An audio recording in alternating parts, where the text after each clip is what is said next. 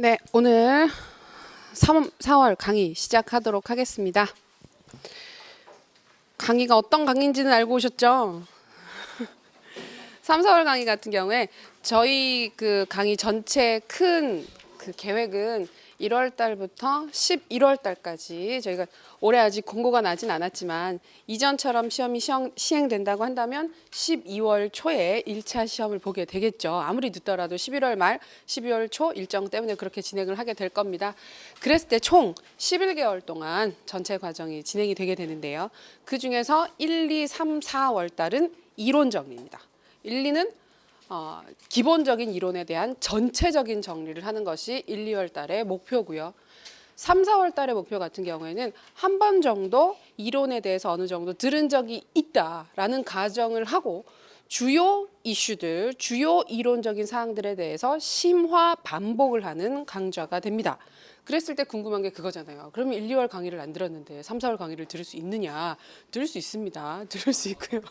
뭐 뭔들 들을 수 없겠어요. 그죠? 9, 10월 강의도 그냥 들으면 들을 수는 있어요. 근데 그 다른 강의랑 다르게 1, 2, 3, 4 같은 경우에는 기본적으로 이론 정리이기 때문에 그 처음 들으시는 선생님, 그러니까 시험을 처음 준비하시는 선생님들 같은 경우에는 1, 2, 3, 4를 연계를 해서 쭉 들으시면 이론 정리를 편하게 하실 수 있는 거고요.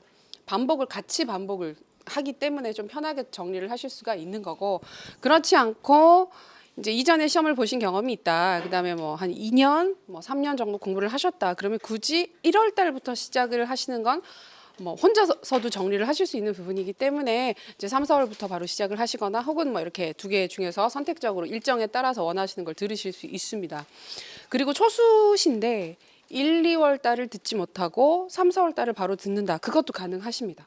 왜냐하면 중요 이론들은 순차적으로 다 짚어나가는 강좌이기 때문에 그 해야 하는 거, 제가 이것저것 하자고 얘기를 하는 것들을 기본적으로 하시기만 하시면 3, 4월 중에도 이제 충분히 이론에 대한 토대는 탄탄하게 다지실 수 있어요. 대신에 이제 조금 추가적으로 하셔야 되는 것들이 있습니다. 왜냐하면 전체 이론을 다 이전에 한번 훑어보지는 못했잖아요. 그러니까 그런 부분들에 대해서 개인적으로 추가적으로 복습하실 때, 정리하실 때 조금만 더 남들보다 1, 2월 강의를 들은 선생님들보다 조금만 더 복습을 꼼꼼하게 하시면 되는 부분들이 추가적으로 있어요. 그 부분에 대해서는 이후에 저희가 조금 더 안 들으신 선생님들에 대해서는 뭐 좀 지원을 하게 될 거니까 다른 게 아니라 이런 부분들을 위주로 보세요라고 제가 말씀을 드릴 거니까 크게 걱정하실 건 없고, 일단 중요한 건 지금 눈앞에 있는 공부를 되게 열심히 하는 거예요.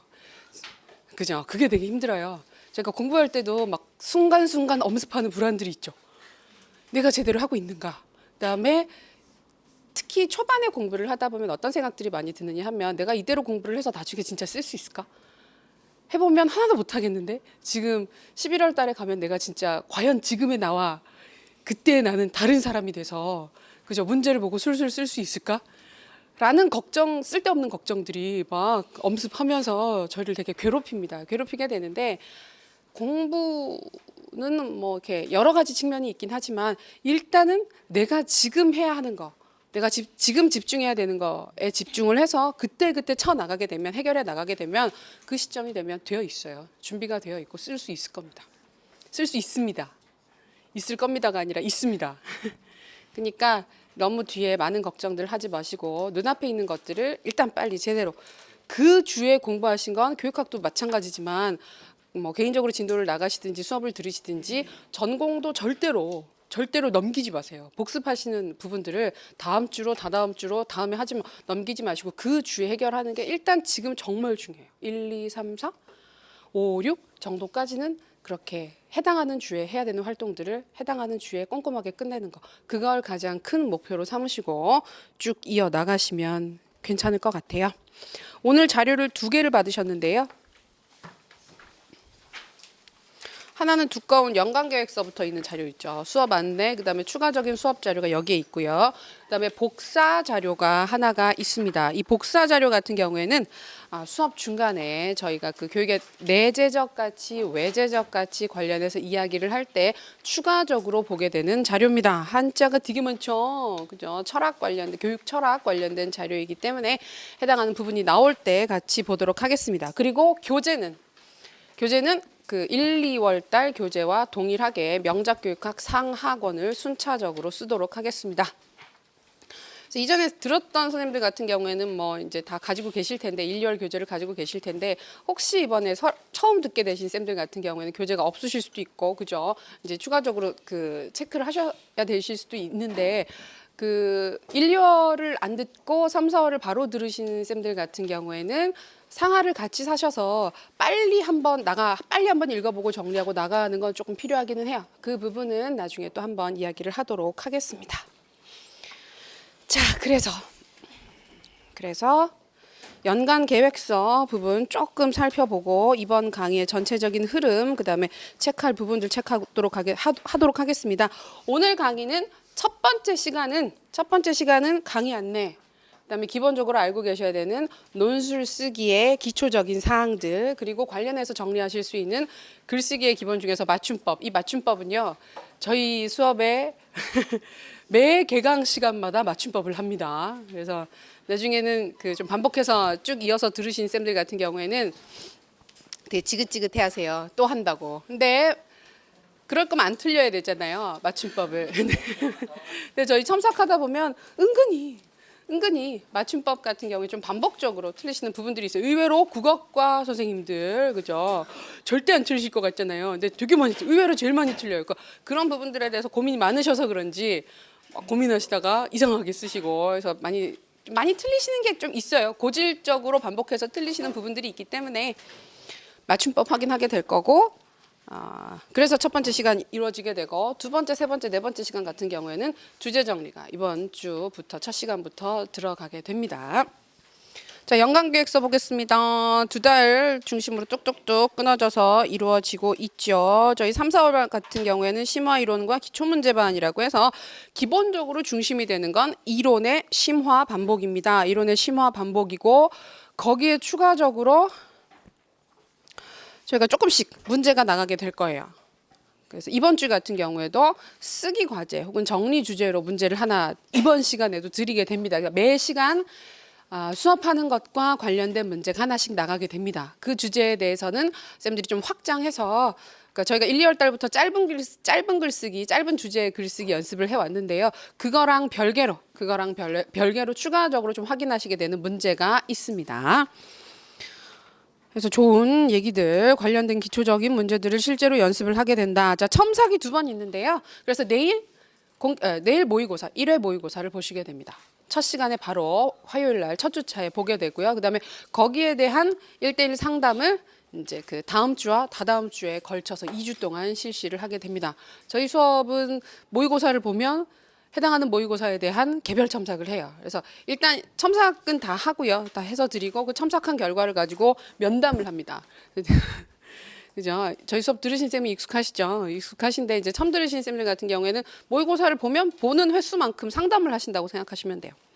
근데 이제 그 개별로 하다 보니까 시간 잡기가 힘들어서 보통은 월요일 날 오후에 상담을 하게 되거든요. 그래서 다음 주 월요일, 다다음 주 월요일 해서 두 부분으로 구분을 해서 상담을 진행을 하게 될 예정입니다. 나중에 9, 10월 달 보시면 9, 10월 달은 첨삭을 8번 하거든요. 모의고사는 이거보다 더 보는데 1대1 개별 첨삭은 8번에서 상담을 8번 해요. 되게 소름 끼치죠. 되게 지긋지긋해요. 그래서 막 나중에는 안 하고 가시는 분들도 생기고 그렇긴 하는데, 일단 저희가 아무래도 1대1 면담을 하게 되면 그 내용 부분뿐만이 아니라 뭐 이제 공부하느냐고, 잘 하고 있냐고 잔소리도 되게 많이 하고, 그러니까 서로가 좋은 것 같아요.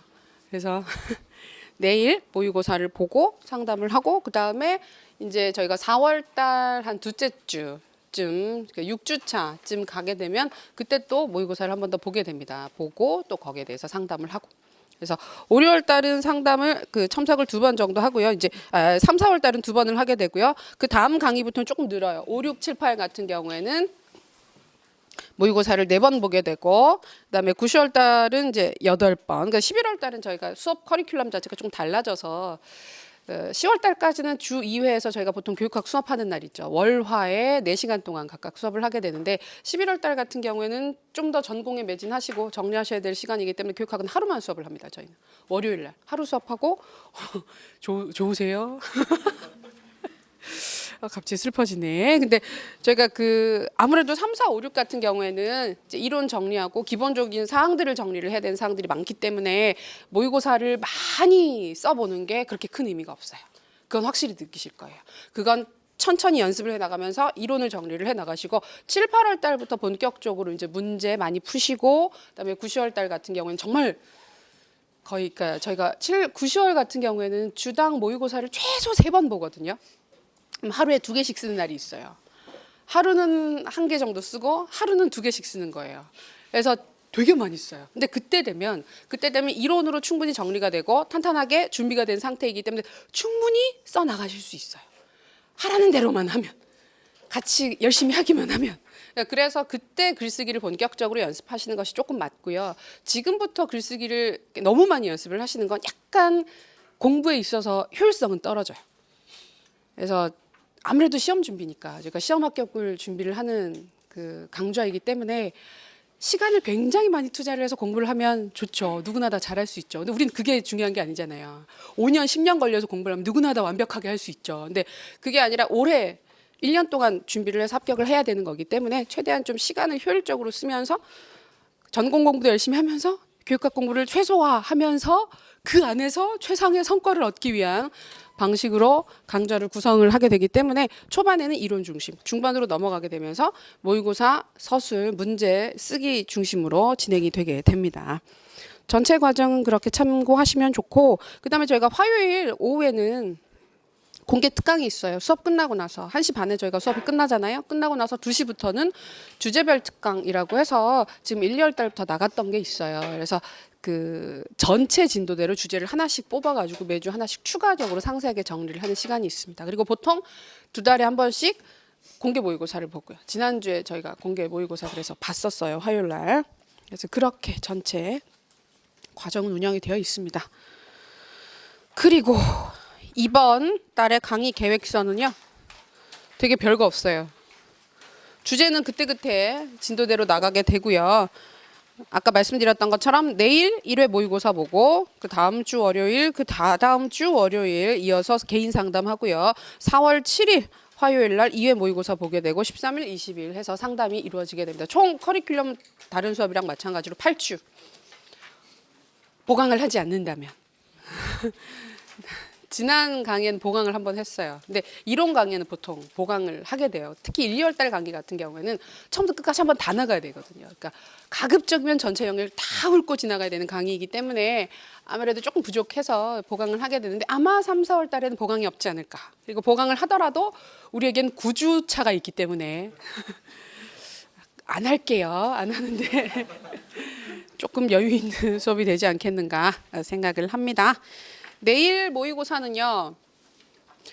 지난번은 그 한 영역에 대한 문제를 냈었어요. 근데 이번에는 전체 영역 가지고 문제를 낼 생각이에요. 그래서 좀 못 쓰실 수도 있어요. 못 쓰실 수도 있는데 일단 첫 번째 모의고사 같은 경우에는 일단 내일은 그래도 선생님 현 상태를 알아야 되잖아요. 그게 제일 중요하잖아요. 저희가 그 교수 이론 공부하다 보면 학생 가르치기 위해서 제일 먼저 해야 되는 거 뭐예요? 여러 가지 것들이 있지만 니드 애널리시스 하고 나면은 그 다음에 해야 되는 게 출발점 행동 진단 굉장히 중요하죠. 학습자 특성 확인 부분 중에서. 그래서 약간 그런 의미도 들어가기 때문에 전체 주제에 대한 쓰기 한 4개, 5개 영역에 대한 종합적인 질문을 내일 보시게 됩니다. 푸시다가 절망하지 마시고요. 안 그러실 거예요. 잘 쓰실 거예요. 그래서 내일 그렇게 보고 마지막 주도 아마 그런 방식으로 이루어지게 될 겁니다. 괜찮으시죠? 이해되시죠?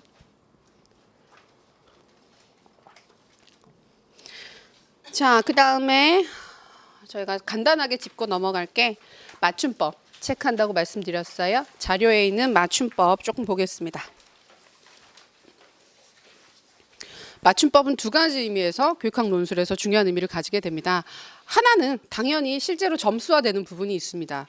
지금 형식 점수가 4점 또는 5점 정도 배점이 되죠. 첫 번째 시험에는 5점이었고 두 번째 봤던 시험에서는 4점이었었잖아요. 그러다 보니까 그 형식 점수 안에 글의 논리적인 구조, 서술 부분도 들어가고 문장의 논리적인 서술, 그러니까 흔히 저희가 비문이라고 하는 거 있잖아요. 주어, 서술어, 호응을 제대로 하지 않거나 시작할 때랑 끝날 때랑 좀 말이 다르게 끝나거나 읽었는데 무슨 말인지 모르는 문장, 나만 아는 문장, 그런 문장이 혹시 있지는 않은가, 그런 부분들. 그리고 추가적으로 맞춤법이 들어가게 됩니다. 맞춤법에 있어서 틀리게 되면 기계적으로 감점이 일어나게 되는 부분이 약 4점에서 5점 정도까지 최대화했을 때까지 볼 수가 있어요. 물론 그 점수가 다 맞춤법에 배점이 되어 있지는 않겠죠. 그래서 제가 최소한도로 생각을 해보면 약 2점 정도, 2점 정도는 맞춤법에서 감점이 발생을 할 수가 있습니다. 그래서 막 10개, 20개, 30개를 틀려도 아무리 많이 틀려도 맞춤법 자체를 많이 틀려도 2, 3점 이상 깎이진 않을 겁니다. 편하게 쓰실 수 있겠죠. 다 틀려도 좋아. 다 틀려도 2점. 나머지 내용 자체가 정확하다면 나는 2점, 3점밖에 안 깎이는 거야. 그런 마음으로 쓰시면 안 됩니다. 물론 이제 저희가 최종 합격이라든지 1차 컷 보게 되면 결국 그 공부를 좀 열심히 하신 분들 있잖아요. 마음이 있어서 준비를 열심히 하신 분들은 되게 큰 점수 차이로 떨어지는 경우보다는 좀 작은 점수 차이로 많이들 떨어지시잖아요. 그 사이에 보통 많이 몰려 있잖아요. 컷 근처에 많이 몰려 있고. 그래서도 중요하지만 그 점수 2점, 3점 자체로도 중요하지만 맞춤법을 틀리게 됐을 때 채점자들한테 주게 되는 그 부정적인 인상이라고 하는 게 굉장히 커요. 그렇겠죠. 아무리 내용 자체가 막 구구절절 좋은 말을 해도 쌤들 연애 편지를 받았는데 혹은 문자를 그저 사귀는 사람한테 문자를 받았는데 문자가 맞춤법이 막 하나같이 다 틀려 있다. 요새 얼마 전에 기사에도 나오던데 뭐 자물쇠 자물쇠라고 쓴다든지 뭐 그런 되게 창의적인 것들이 있었잖아요. 그런 걸 보면 마음이 식잖아요, 보통은. 그래서 아무리 좋더라도 갑자기 막 차디차게 식어가는 마음을 느끼시잖아요. 그래서 채점을 할 때도 있어서 저희가 그 교육 평가 공부하실 때 보면 주관식 평가를 할 때 평가자들이 가지게 된 여러 가지 오류들을 공부를 하시잖아요. 그 중에서 대표적인 게 그 후광 효과, 헤일로 이펙트가 있는데 그 후광 효과가 부정적인 방식으로 발생을 하게 되는 겁니다. 그래서 아무리 맞다고 할지라도 맞춤법이 중요 부분에서 몇 군데씩 계속 틀리게 되면 이 사람은 성실하게 꾸준히 책을 읽으면서 공부를 하지 않았구나. 글을 쓰는 연습을 그다지 전문적으로 해보지 않았구나. 라는 인상. 그러니까 선생님이 될 사람이잖아요. 선생님이 될 사람인데 앞에서 맞춤법을 틀린 걸 애들한테 막 가르치고 있는 거예요. 그러니까 특정 교과가 아니고, 그러니까 국어과가 아니고 다른 교과들 같은 경우 쌤들 필기를 하시는데 잘못 필기를 하는 것도 스스로 인지를 못한다라는 식으로 볼 수가 있는 거죠. 그래서 그런 부분에서 그러니까 이후에 보게 되는 글의 내용들에 대해서도 부정적인 인상을 줄 수가 있기 때문에 특히 비문이라든지 맞춤법이라든지 글씨체라든지 그런 부분들까지도 저희가 좀 형식적인 부분을 잘 맞춰줄 필요가 있어요. 그래서 글씨 좋지 않으신 쌤들 같은 경우에는 상반기 중으로는 글씨체를 어느 정도는 교정을 하셔야 되고, 그렇다고 막 펜글씨 책 사가지고 쓰면서 연습하라는 얘기는 절대 아니고요. 가독성이 지나치게 떨어지지 않게끔, 그러니까 누가 봤을 때 무슨 글인지 모르겠다, 두 번, 세 번 읽게 만들면 그건 좀 문제가 있어요. 그건 확실해요. 근데 아주 잘 쓰는 선생님들은 굉장히 유리한 거 맞아요. 그러니까 평범하게 쓰시는 쌤들은 크게 영향을 받지 않는데 정말 글씨체가 좋으신 분들 있잖아요. 드물거든요, 지금은. 옛날에는 흔하게 공부 좀 했다, 대학을 나왔다 그러면 대부분 글씨를 잘 쓰는데 지금 쌤들 손글씨 쓸 일 별로 없으시죠. 취미로 글씨를 쓰는 경우가 아니고서는 대부분 다 워드로 타이핑을 하시기 때문에 정말 드물긴 드문데 있어요. 그러신 분들이 간혹 있어요. 그럼 그런 분들은 특히 1차에서는 굉장히 유리합니다. 전공, 교육학 둘 다 마찬가지입니다. 특히 전공처럼 써야 할 것들이 많은 부분들을 채점을 할 때는 글씨체라고 하는 것도 무시 못하는 느낌을 주거든요. 되게 긍정적인 느낌을 준단 말이에요. 예전에 2차 시험은 저희가 예전에 지금 2차로 저희가 바뀌었지만 임용 시험 자체가 예전에는 3차로 봤었잖아요. 3차로 볼 때는 1차에서는 교육학이랑 전공을 다 객관식 시험으로 보고 거기서 컷을 한번 하고 그분들을 대상으로 해서 2차 시험을 볼 때 그때 서술형 전공 시험을 봤었잖아요. 그때는 2차 채점하시는 분들 중에 글씨체 나쁘면 안 보는 쌤도 있으셨어요. 그러니까 빼버리는 경우. 이런 사람이 교사가 되면 안 된다. 이런 글씨. 그래서 되게 좀 안 좋은 글씨체 같은 경우 빼버리는 경우도 있었다 그러더라고요. 근데 저희는 1차라서 그렇게는 못해요. 그렇게는 못하지만 아주 잘 쓴 글씨는 되게 좋은 느낌을 줍니다. 그래서 그거는 좋으신 분들은 되게 자만하시면서 계속 갈고 닦아 나가시고요. 평범하신 분들은 그냥 안도하시면 되고, 근데 좀 많이 안 좋다고 좀 지적을 받거나 친구가 내 노트를 보고 노트 좀 빌려줘 필기하게 빌려가서는 그냥 돌려준다든지 이 글씨 도대체 못 읽겠다. 그다음에 내가 메모를 했는데 다음 날 봤을 때 무슨 글인지 몰라서 한참 쳐다보는 경우 있잖아요. 그러니까 그런 선생님들은 조금 개선이 필요하십니다. 그래서 이런 긴 사설과 함께 맞춤법 자료 중 저희가 흔히 틀릴 수 있는 몇몇 사항들을 짚고 넘어갑니다. 여기 보시면 백제라고 되어 한글 맞춤법 백제라고 돼 있긴 한데 실제로는 100개가 넘어요. 그래서 꼼꼼히 체크를 해보시면 쌤들의 평소 언어 습관이나 국어 활용 습관 부분 교정하실 수 있는데 저희는 논술문을 쓸 때 발생할 수 있는 오류를 볼 겁니다. 평소에 그냥 다 쓰는 것들이 아니라. 다음 페이지 넘겨보시면 그래서 나머지 부분은 그냥 혹시 맞춤법에 관심 있으신 쌤들은 봐두시면 되고요. 다음 페이지로 바로 넘겨주십시오. 자, 띄어쓰기의 원리부터 나와 있죠. 다행스럽게도 중등 임용의 교육학 논술은 그 유선지에다가 쓰는 형식이기 때문에 띄어쓰기는 그다지 신경 쓰지 않으셔도 됩니다. 그렇긴 한데 다 붙여 쓰란 얘기는 아니고 그 맞게끔 띄어쓰시긴 하셔야 되는데 혹시 한두 개를 틀린다고 할지라도 거기에서 감점이 발생하지는 않습니다. 유초등 같은 경우에는 원고지에 쓰니까 발생을 하죠. 갑자기 되게 안도가 되시죠. 근데 유초등은 시험이 조금 많이 달라요. 유초등 시험은 애초에 그 원고지에 쓰고 그 분량 자체도 우리보다는 적습니다. 적고 배점 자체도 거기도 20점이긴 한데 20점인데 10점이 내용이고 10점이 형식이에요. 원고지에 쓰니까. 원고지에 쓰니까 깎을 게 너무 많은 거예요. 무궁무진해요. 그래서 한글 맞춤법 중에서 띄어쓰기가 제일 어렵죠. 실제로도 제일 어렵잖아요. 그래서 그 부분에서 깎는 걸 감안을 하고 10점씩 그 배점을 하고 있기 때문에 저희 시험이랑 다릅니다. 그래서 띄어쓰기 부분은 선생님들이 대신에 그건 잘하실 게 띄어쓰기를 분명하게 확실히 하셔야 글이 잘 읽혀요. 가독성은 올라가요. 유난히 촘촘하게 쓰신 쌤들이 있으시잖아요. 그런 경우에는 아무래도 너무 빽빽해 보이고 빡빡해 보이는 부분들이 있기 때문에 좀 의도적으로라도 시원시원하게 널널하게 쓰시는 것이 보기는 좋습니다. 정확하게 하시면 되고요. 저희는 이제 맞춤법과 띄어쓰기의 실제라고 해서 많이 나오게 되는 실수 요소들 확인을 하도록 하겠습니다. 뭐 되어 돼 이런 것들은 별로 저희가 쓰지 않습니다. 그냥 그 돼지의 돼자는 별로 쓸 일이 없죠. 저희가 논술을 쓰다 보면 잘 안 쓰게 되고 6번을 보시면요. 5페이지에 6번 던과 든 있습니다. 의외로 많이 틀리십니다. 제가 입말을 할 때 소리내서 말을 할 때 이걸 그다지 구분해서 쓰지 않는 표현 중에 하나이기 때문에 의외로 쓰려고 하다 보면 헷갈리는 것들이기도 해요.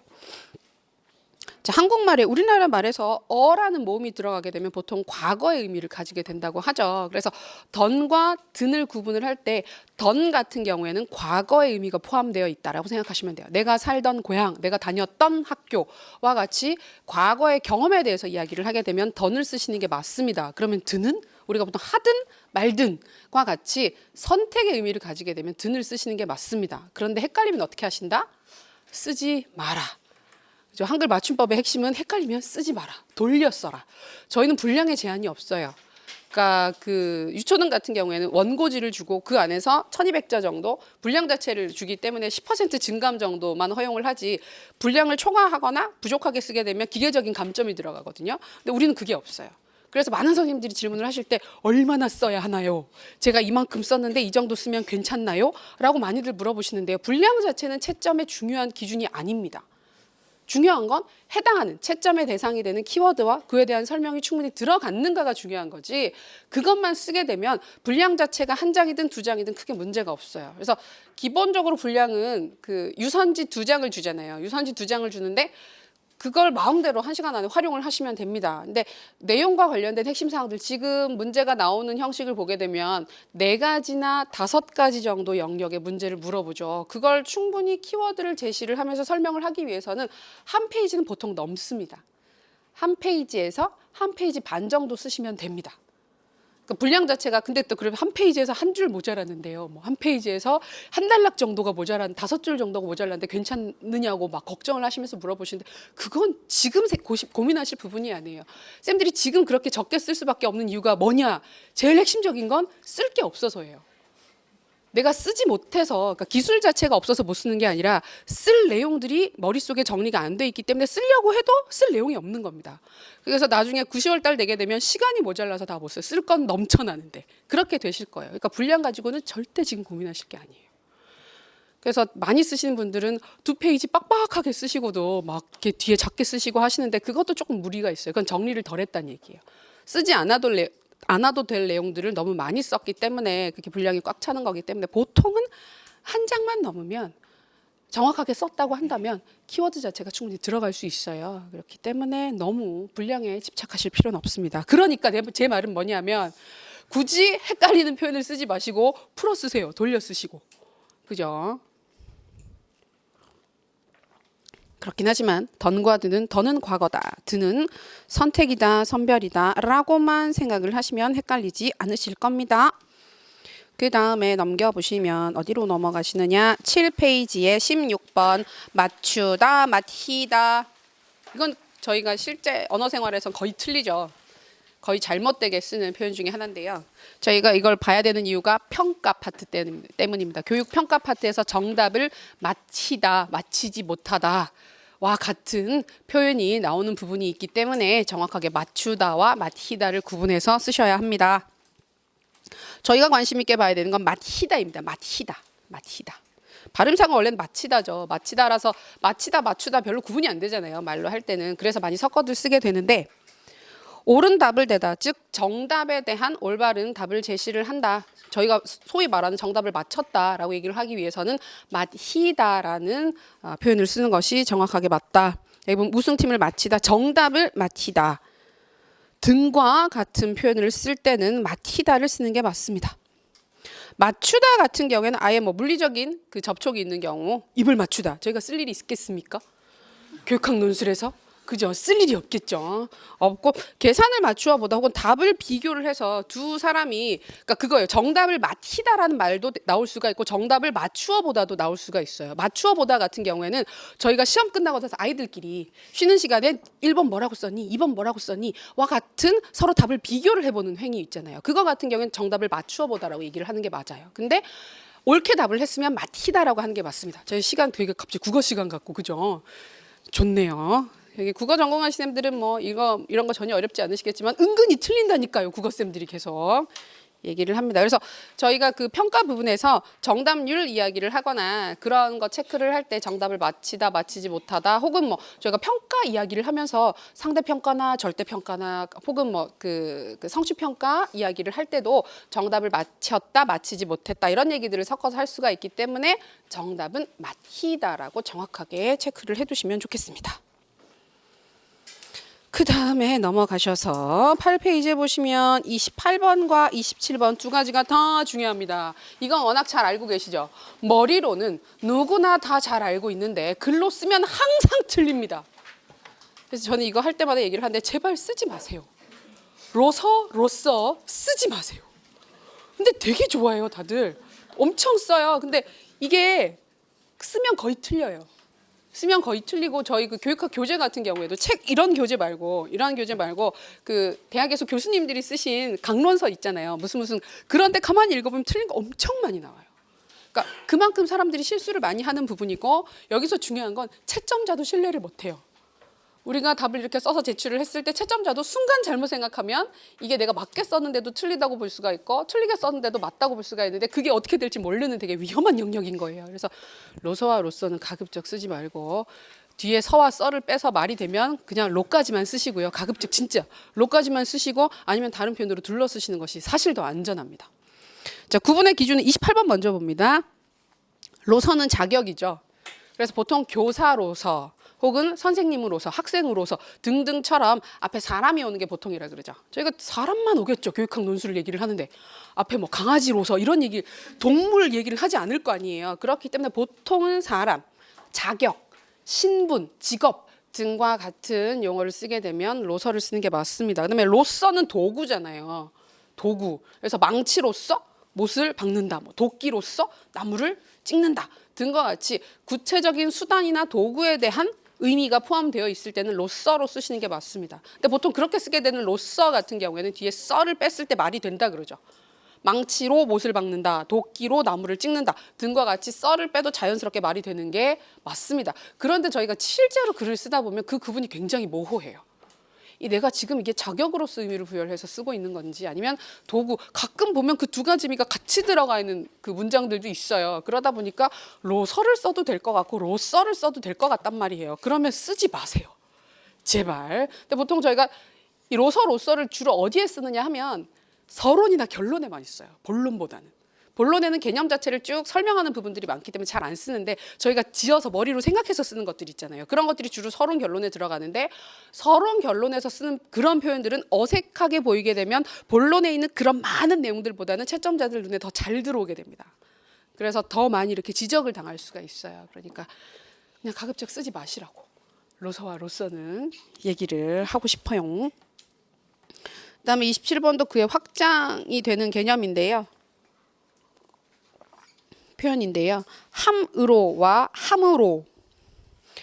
한국 말은 보통 제가 받침이 살아있는 게 형식적으로 이렇게 맞는 경우들이 많기 때문에 두 번째 나와 있는 함으로보다는 받침이 살아있는 함으로를 보통 선호해서 많이 쓰십니다. 근데 의미 자체가 달라지게 된다는 걸 아시고 구분해서 쓰시면 좋겠습니다. 먼저 나오게 되는 함으로는 함으로써의 의미로 보시면 되는데 즉 앞에 있는 행위 자체를 하는 것을 통해서 도구를 통해서 밑에 사례를 보시면 그는 열심히 공부함으로써 부모님의 은혜에 보답하고자 한다. 공부하는 것을 수단으로 해서 공부하는 것을 도구로 삼아서 은혜에 보답한다라는 의미가 들어가 있죠. 도구입니다. 수단과 도구일 때는 받침을 살리는 게 맞습니다. 근데 함으로는 이유입니다. 이유. 도구가 아니라 이유입니다. 근데 도구랑 이유는 되게 비슷하죠. 비슷해서 헷갈립니다. 좀 엄밀하게 구분을 하셔야 되는데 두 번째 그는 부지런함으로 잘 산다. 이유죠. 부지런하기 때문에 잘 산다. 방금 제가 얘기했죠. 부지런하기 때문에 잘 산다. 때문에라고 쓰세요. 그러니까 헷갈리게 이게 되게 헷갈려요. 이거는 한번 헷갈리면 계속 틀려요. 계속 틀리는 거기 때문에 다르게 돌려서 쓸 수 있는 표현이 있으면 돌려 쓰시면 좋겠습니다. 로서와 로서, 함으로써. 그 다음에 29분에 나와 있는 출석률. 그러니까 원래 이게 그 규칙 자체가 있죠. 율과 률 같은 거 쓸 때는 그 모음으로 끝난다. 즉 그 받침이 없는 경우나 앞에 있는 말에 받침이 없거나 아니면 니은과 같은 받침 뒤에는 율, 열 이렇게 쓰면 되는 거고 그렇지 않은 경우에는 률로 쓴다. 근데 저희가 뭐 이런 것들을 다 기억할 필요는 없고 출석률 같은 경우에 률로 쓴다만 정확하게 알아두셔도 크게 어렵지 않으실 것 같습니다. 저희가 왜 출석률 같은 경우 은근히 쓸 일들이 있어요. 그다음에 그 사회학, 교육 사회학 파트에서 뭐 저소득층 자녀들이라든지 소외계층 아이들이라든지 다문화 교육 이야기를 하거나 이런 식으로 학교의 부적응 이야기를 하게 되면은 출석률 같은 표현들은 쓸 수가 있거든요. 그랬을 때 율 되게 헷갈리잖아요. 헷갈리기 때문에 출석률은 률이다. 발음도 안 되는데 그죠? 률 정확하게 기억해서 쓰시면 좋겠습니다. 그 다음에 한참 넘기십니다. 중간중간에 재밌는 거 되게 많아요. 뭐 다르다 틀리다 이런 건 안 틀리게 쓰시겠죠. 다르다 틀리다는 한참 넘어갑니다. 슉슉 넘어갑니다. 다른 데는 크게 저희가 나오는 게 없어요. 끝까지 넘어갑니다. 없습니다. 그래서 나머지는 뭐 크게 헷갈리실 건 없고 그거는 93번에 보시면 17페이지 93번에 보시면 첫째, 둘째, 셋째, 넷째 할 때 셋째, 넷째 이렇게 안 쓰시죠. 셋째, 넷째라고 쓰시는 거. 그럴 때 또 의문이 들잖아요. 첫째, 둘째, 셋째, 넷째를 써야 돼요? 괜찮습니다. 쓰시는 건 괜찮습니다. 글 자체는 교육학 논술은 앞으로 계속 지긋지긋하게 들으시겠지만 쉽게 쓰셔야 돼요. 쉽고 간단하게, 구조가 명확하게. 그래서 또 국어쌤들 얘기를 하는데 국어쌤들 같은 경우에 되게 막 글을 잘 쓰시거든요. 그러니까 잘 쓰시는데 교육학 논술을 너무 잘 쓰시면 안 돼요. 글을 읽으면서 구조 자체를 생각하게 만들면 안 되거든요. 그래서 좀 분명하게 드러나게끔 우리가 원래 그렇잖아요. 첫째, 둘째, 셋째, 넷째 이렇게 쓰는 것들보다는 자연스럽게 글의 구조 안에서 순서가 딱딱딱 유기적으로 연계돼서 나오는 게 좋은 글이잖아요. 근데 그렇게 하면 채점자들이 빨리 파악을 못할 수도 있어요. 그다음에 올해 시험 결과를 봐도 아직까지는 채점의 일관성이라든지 신뢰성이라든지 객관성이라든지 그런 것들이 확실히 좀 이렇게 담보되지 않는 시험이기 때문에 아주 잘 쓰시는 선생님들은 괜찮은데 어중간하게 쓰는 대부분의 쌤들 같은 경우에는 글의 구조 자체를 분명하고 명확하게 쉽게 쓰는 게 다른 것보다 굉장히 중요합니다. 그러니까 첫째, 둘째, 셋째, 넷째와 같은 표현이나 먼저, 다음으로, 마지막으로 등과 같이 내가 지금부터 쓰는 게 한 항목이다. 너희가 세 개를 물어봤으면 세 개 중에 첫 번째, 두 번째, 세 번째를 이 순서대로 얘기를 해주겠다. 글 속에 녹아 있게 쓰면 안 돼요. 드러나게 쓰셔야 돼요. 그런 측면에서는 첫째, 둘째, 셋째, 넷째와 같은 표현들을 적당히 활용하시는 것도 괜찮습니다. 그 다음에 외래어 표기법 나와 있는데요. 저희는 뭐 외래어 같은 경우에는 학자 이름이나 이론들 같은 경우에 일부 이제 외래어를 그대로 가져다가 쓰는 경우들이 있죠. 그런 경우에는 문제 나와 있는 대로 쓰시는 게 제일 좋고요. 내가 어떻게 공부를 했든지 간에 문제에서 그렇게 학자 이름 같은 경우에 예를 들어서 우리 보통 다 오스벨 같은 경우에 오수벨이라고 공부를 하죠. 근데 일부 교재들 보면 오스벨도 있고 오즈벨도 있고 막 되게 다양해요. 그랬는데 문제에서 오즈벨이라고 나왔다. 뭐 거의 뭐야 이러면서 그죠? 내가 알고 있는 거 오스벨인데 오스벨이라고 쓰지 마시라는 얘기예요. 그죠? 내가 어떻게 공부를 했든 문제에서 그렇게 물어보면 그렇게 쓰십시오. 그렇게 일관성 있게 그대로 쓰시는 게 기본적인 사항입니다. 그다음에 보통 또 틀릴 수 있는 게 여기 나와 있는 리더십 개념 나와 있죠. 교육 행정할 때 나오게 되는 지도성 이론 공부하시면 뭐 초량 지도성을 얘기할 때 슈퍼 리더십이라든지 그런 거 막 나오잖아요. 그래서 혹시 외래어로 쓰시게 된다고 할지라도 리더십 같은 개념은 발음상은 사실 쉽이라고 쓰는 게 맞을 것 같은데 보통 다 십이라고 쓰게 된다라는 거. 이상하죠, 한국말. 외래어 표기법은 진짜 보면 되게 일상적으로 쓰는 거랑 안 맞는 게 되게 많은 것 같아요. 되게 재밌어요. 읽어보면 뭐 정말 이게 사실이야? 보면 앵콜도 틀렸다 그러죠. 앙코르가 맞고 커피숍이래요. 커피숍이고 되게 충격적인 게 그거죠. 랍스터가 로브스터가 정확한 표현이라고 그러더라고요. 근데 한 번도 못 봤죠. 로브스터. 홈쇼핑에서 이렇게 랍스터 팔 때도 보면 아무도 로브스터라고 안 쓰죠. 로브스터 뭐지? 되게 독특하게 보이죠. 근데 그런 거 쓸 일은 없으니까. 교육학 논술에서. 그런 걸 쓸 일은 없으니까 그렇게 봐두시면 좋겠습니다. 그 다음에 보시면 쓰기 주제 예시가 나와 있는데 이건 좀 이따 얘기합니다. 좀 이따 얘기를 하고 지금부터 뭘 보시느냐 하면 교재에 오셔서 교재에서 페이지 넘버가 없는 시작하시면 가이드 부분이 있어요. 가이드. 그래서 교육학 논술하고 들어가는 부분. 자, 이 부분에서 아마 많은 선생님들이 알고 계시겠지만 지금 현재 시행 중인 지금 2년째 실시되었던 교육학 논술이라고 하는 게 도대체 뭔가, 그래서 기본적으로 우리가 어떤 사항들을 알고 들어가야 하는가, 쓰기를 할 때는 어떤 부분들을 주의를 해야 되는가에 대해서 간단하게 설명을 하고 넘어가도록 하겠습니다. 2년밖에 안 됐다는 게 되게 놀랍죠. 교육학 논술이 시험이 워낙 이렇게 자주 이렇게 좀 바뀌는 부분이 있다 보니까 이제 교육학 논술로 바뀐 게 2년째고 실제로 시험 문제가 공식적으로 나왔던 걸 계산을 해보게 되면 한 3번 정도가 나왔습니다. 제일 먼저 나왔던 게 초반에 아직 정규 시험을 치기 전에 재작년 5월 달에 특수교사 추가 시험이라고 해서 5월 달에 봤던 시험이 있긴 했어요. 근데 그 문제는 평가원에서 안 냈어요.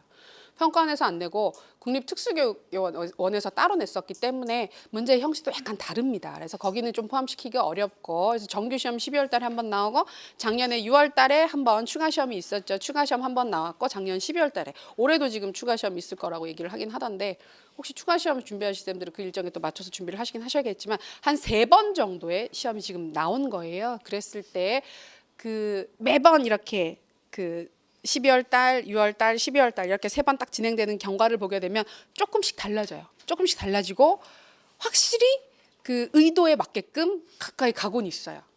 처음 나왔던 12월 달 중등교사 임용 문제 같은 경우에는 사실 조금 이렇게 여러 측면에서 문제점들이 좀 많았다고 한다면 그게 다음번 6월 시험에서는 조금 더 개선됐고 작년 12월 시험 같은 경우에 실제로 많은 부분이 조금 정상화되는 모습을 보이게 되거든요. 그래서 어떤 부분들을 어떤 의도를 가지고 냈는지 한번 정리를 하고 우리가 공부를 할 때도 그런 부분들에 입각을 해서 좀 보실 필요가 있습니다.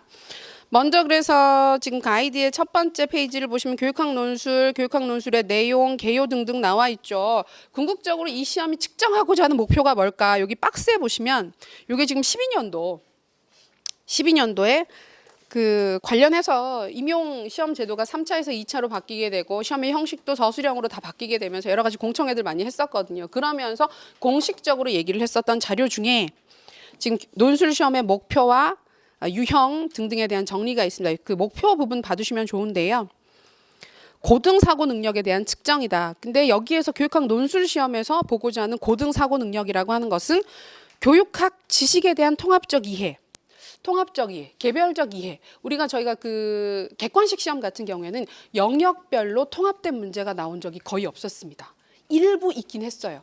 교육 사회학이랑 한국교육사 같은 경우에 통합을 해서 일제강점기랑 교육 사회학 시대, 교육 사회학의 이슈 같은 것들을 묶어가지고 문제로 낸 적이 있긴 한데 그건 되게 특수한 경우인 게 우리나라 그 교육 사회학 연구하시는 그 여러 이렇게 분류 지파들을 보게 됐을 때 그분들 중에서 좀 주류인 교육사회학 연구하시는 분들 중에 되게 큰 세력을 가지신 분들이 그 한국 교육사를 연구하신 분들이 좀 있어요. 그래서 그쪽으로 출제를 들어가시게 되면 그런 문제가 나오는 거. 그러니까 그런 정도의 통합적인 질문만 있었지 문제 자체가 여러 영역을 통합해서 물어보는 경우는 없었습니다. 근데 우리가 현장에서 맞닥뜨리게 되는 문제들은 그렇지가 않은 거죠. 여러 영역들이 뭐 학부모 문제가 생긴다고 할지라도 그게 꼭 행정으로만 볼 수가 있는 게 아니라 행정도 있을 수가 있고 거기에서 생활 지도가 들어갈 수도 있고 교육 심리라든지 여러 가지 것들이 복합적으로 나타날 수 있잖아요. 그러니까 실제 교육학적 지식을 배워서 활용을 하는 종합적인 상황을 생각을 해봤을 때는 그 문제 안에도 한 가지 영역들을 개별적으로 물어보는 것이 아니라 가급적이면 특정 상황에 여러 가지 이론들이 한꺼번에 작용을 하고 한꺼번에 논의를 할 수 있는 문제들을 출제를 하는 게 맞겠죠. 그래서 이론 같은 경우에도 연계가 될 수 있는 것들이 상대적으로 그 중요성이 이전에 비해서 높아지는 게 맞습니다. 그래서 객관식 때 저희가 문제로 내기 좋은 영역들이 있고 그다음에 서술형으로 나왔을 때, 논술형으로 나왔을 때 좀 더 문제 내기 쉬운 영역들이 좀 다른 거예요. 그래서 그런 부분들을 중심으로 약간은 방향을 바꿔서 보시는 게 맞아요. 그래서 가끔 보면 그 이전까지 나왔던 기출 문제가 중요하다는 얘기를 많이 하니까 원래부터 교육학 공부를 할 때는 기출 문제 얘기를 많이 했었으니까 지금도 시험 형태가 바뀌고 나서도 기출 문제 얘기를 하시는 분들이 있어요. 그래서 기출 문제를 보고 싶은데 어떻게 봐야 하느냐, 혹은 기출 문제를 보는 게 맞느냐 등에 대해서 얘기를 하시는 경우들이 있는데 기출 문제를 보면 좋은데 우리가 갖고 있는 논술형 기출 문제는 얼마 없는 거예요. 고작 해야 3개, 4개 정도밖에 없는 거예요. 그것만 보라 그러면 엄청 좋죠. 그죠? 이 안에서 나온다. 그러면 엄청 좋은데 실제로는 그러지가 못하기 때문에 오히려 이전에 나왔던 게 그 다음에 바로 나오진 않겠죠. 그래서 공부할 때 그거 빼고 공부하시는 분들이 있죠. 그래서 작년 같은 게 리더십 절대 안 나옴 하면서 리더십 빼고 공부하고 뭐 그런 분들이 있었거든요. 실제로 안 나오긴 했지만. 근데 그러다 보니까 아무래도 객관식 때 뭐 이전에 5년이라든지 이전에 10년이라든지 그때 나왔던 객관식 문제를 가지고 열심히 공부를 하겠다 하시는 분들이 있는데 그건 방향이 그렇게 맞진 않아요. 저는 별로 추천하진 않아요. 객관식 문제를 본다면 굳이 활용을 한다면 그 문제를 내는 풀에 있어서 이 정도 영역들은 학생들이 공부를 하는 임용 준비를 한 학생들이라고 한다면 기본적으로 알고 있겠구나 정도의 정보를 제공해 주는 역할을 하는 거지 그 문제 자체는 전혀 중요하지 않습니다. 그래서 보실 때도 혹시 객관식 문제를 뭐 스터디를 하시거나 개인적으로 공부를 하신다고 할지라도 그 문제 자체를 파고들어서 개념을 정리를 하고 공부를 하고 문제 나와 있는 오답 유형을 분석해서 확인하고 하는 건 아무 의미가 없다는 얘기예요. 안 중요해요. 안 중요하고 얘네들은 출제를 하는 사람들이 학생들이 공부를 했겠구나 정도로 생각하는 영역이다라고 생각하시는 게 맞아요. 그러니까 기본적으로 개념 정도는 그 반복적으로 출제되는 영역 같은 경우에는 이제 개념 정리를 하시는 건 의미가 있겠지만 문제 자체를 분석하고 정리를 하는 건 별로 의미가 없습니다. 오히려 5급 문제를 분석하시는 게 훨씬 더 의미가 있습니다. 그래서 그것도 좀 이따가 제가 얘기를 하겠습니다. 자, 그래서 통합적 이해, 그다음에 적용 능력, 논리적 사고력, 교육 현상에 대한 분석적이고 통합적인 이해 능력, 쟁점과 문제점에 대해서 다양한 관점을 검토한 후 사실과 자료에 근거해서 제시문에 있는 내용을 얼마나 풍부하게 활용했는가가 평가에 들어가게 되는 거죠. 합리적, 창의적 대안을 제시하는 능력을 의미한다고 할 수가 있다. 그래서 저희가 열심히 봐야 되는 부분이 굉장히 분명하게 드러나요. 그러니까 여기 보면 그냥 좋은 얘기가 나와 있다라고도 생각하실 수가 있겠지만 이론 자체를 열심히 공부하는 거. 그러니까 교육학 이론은 굉장히 중요한 근거가 됩니다. 저희가 이름 자체가 교육학 논술이잖아요. 논리적으로 서술하는 글인데 논리적으로 서술하는 글은 기본적으로 주장이 들어갈 수밖에 없어요. 난 이렇게 생각한다. 이게 이런 식으로 해결이 돼야 된다. 라고 해결책이든 적용 방안이든 교육적 가치든 의의든 뭔가는 내가 생각을 해서 써야 되는 부분이 들어가는데 그렇게 이야기를 할 수 있는 근거가 되는 것이 교육학 이론이 됩니다. 그래서 우리가 보통 어떤 이론을 활용해서 뭘 쓰세요? 혹은 뭐 이론의 어떤 부분들을 가지고 논의를 하세요? 그러면 이론 자체를 쓰지 않고 문제에서 물어본 사항들만 딱 찍어서 쓰시는 경우가 있어요. 그럼 근거가 없는 글이 되는 거예요. 그래놓고 저희가 왜 시험 보고 나면 난 되게 잘 쓰라는 거 다 썼는데 점수가 생각만큼 나오지 않았다. 다 썼는데 4개 중에서 3개 이상 썼는데 점수가 안 나왔다. 이런 경우를 보면 정말 쓰라고 하는 것만 썼을 가능성도 있어요. 그런 경우도 있는 거예요. 근데 쓰라고 하는 것도 쓰지만 쓰라고 하는 것을 논리적으로 뒷받침해주기 위해서는 보통은 이론을 근거로 가져다 댄단 말이에요. 그런 부분도 실제 채점에는 그 평가 요소로 들어가 있습니다. 보통은 그렇습니다. 그렇기 때문에 이론을 공부하는 게 우리가 글을 쓰기 위해서 논술을 쓰기 위해서 배경이 되는 논리적 근거를 제시를 해주는 굉장히 중요한 활동이 되는 거예요. 그래서 그런 부분들 열심히 공부를 하신 게 굉장히 중요하다. 이론 공부 열심히 하시고 그다음에 보면 적용 능력 나와 있잖아요. 문제 해결 능력. 그래서 제시문에 나와 있는 문제 상황이 도대체 무엇이랑 관련되는 건지 어떤 이론을 동원해서 해결을 해야 되는 것인지에 대해서 판단할 수 있는 교육적 눈, 시각을 가지고 있을 필요가 있습니다. 그래서 막연하게 그 문제에서 어떤 이론을 제시를 해주면 그걸 가지고 풀어내는 건 사실 쉽죠. 근데 초반에 처음 나왔던 12월 달 시험 같은 경우에는 그랬죠. 5개를 물어보면 그 5개 개념을 다 제시를 해줬고 심지어 그 개념들에 관련된 설명이 제시문에 대부분 다 있었죠. 그래서 그때 왜 시험 보셨던 분들이 언어 영역처럼 풀었다. 그래서 그냥 아무것도 모르지만 제시문에 있는 내용들을 가지고 끌어다가 썼더니 좋은 점수를 받았다. 그게 가능했던 게 이론을 줬고 이론에 대한 기본 설명 자체를 제시문에 다 풀어줬기 때문이에요. 근데 이번 시험에 그게 좀 바뀌었죠. 그래서 이론을 준 부분도 있고 설명을 해준 부분도 있고 그렇지 않은 부분도 있었던 거예요. 그래서 이론을 준 부분에서는 제시문에서 끌어다 쓸 수가 있었지만 그렇지 않은 부분들 같은 경우에 내가 이 중에서 뭐가 맞는지를 찾아서 그걸 이론을 제시하고 논리적으로 타당화한 다음에 거기에 대해서 논의를 해야 되는 거죠. 근데 그런 연습이 많이 안 돼 있다 보면 되게 어렵게 느껴질 수도 있고 알고 있음에도 불구하고 이걸 쓰는 게 맞는지 저걸 쓰는 게 맞는지에 대한 판단이 잘 서지 않아서 되게 혼란스럽게 많이 보셨을 겁니다. 그래서 그걸 판단할 수 있는 눈 기르는 것도 연습을 하실 필요가 있죠. 근데 그거는 사실 이론을 굉장히 열심히 잘 공부를 하면 브루너도 그랬고 많은 학자들이 그랬던 것처럼 통찰력이 생기죠. 직관적 사고 능력이 생겨서 이건 이거야 라고 답이 보통 나온단 말이에요. 나오긴 하는데 이제 그렇게 되기 위해서는 이론 열심히 공부하시고 그다음에 관련된 형식의 문제를 계속해서 풀어보는 수밖에 없겠죠.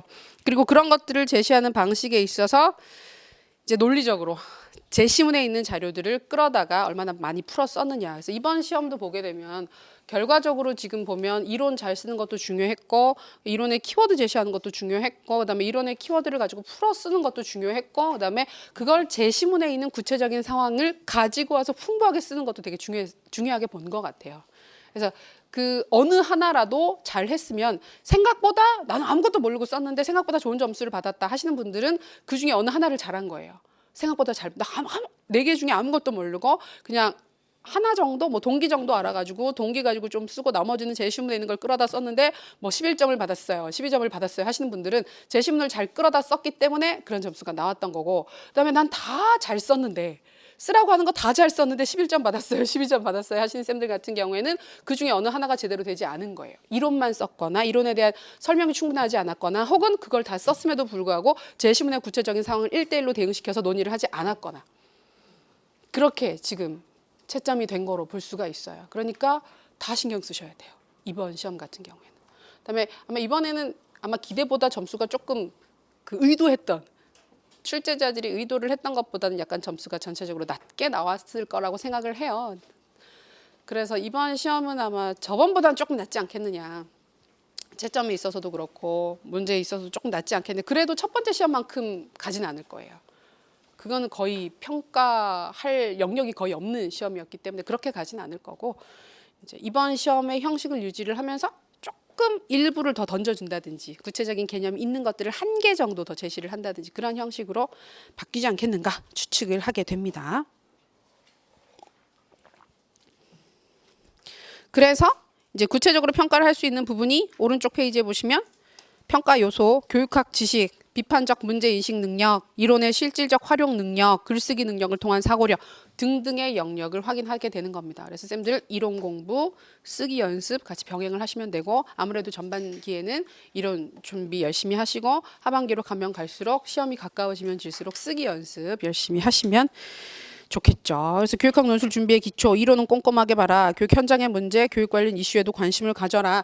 그 TV나 방송이나 이런 데서 반복적으로 나오는 교육과 관련된 이슈들이 있으면 그건 좀 꼼꼼하게 챙기시는 게 좋습니다. 그리고 특히 이제 시험에 가까워지게 되는 시점.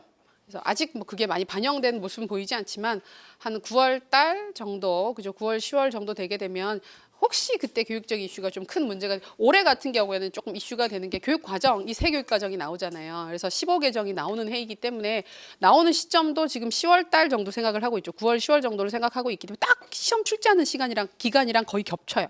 되게 비슷하게 나와요. 그리고 들어가시는 분들도 교육과정 하나 만드는 거 되게 큰일이니까 여러 사람들이 되게 많이 엮이거든요. 직접적으로든 간접적으로든. 그랬을 때 그런 부분들 관련해서는 전체적으로 좀 잘 봐두실 필요가 있겠죠.